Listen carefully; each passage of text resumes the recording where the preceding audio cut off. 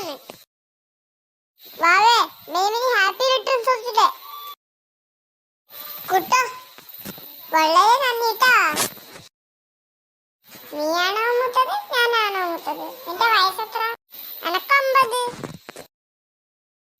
എനക്ക് 9 വയസ്സാണല്ലോ.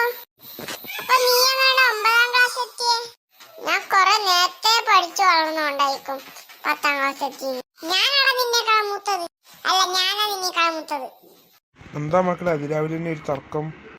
ഒന്നുമില്ല, ഇവൻ 9ാം ക്ലാസ്സിലാണ് പഠിക്കുന്നത്. പക്ഷെ ഇവന് 9 വയസ്സേ ഉള്ളൂ. അതാണ് ഇവിടുത്തെ പ്രശ്നം.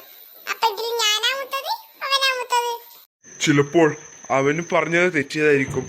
നീ ക്ഷമിച്ചു വേളാ. ഇതിനൊരു പരിഹാരം വേണം. അതിട്ട് ഞാൻ അടങ്ങൂ.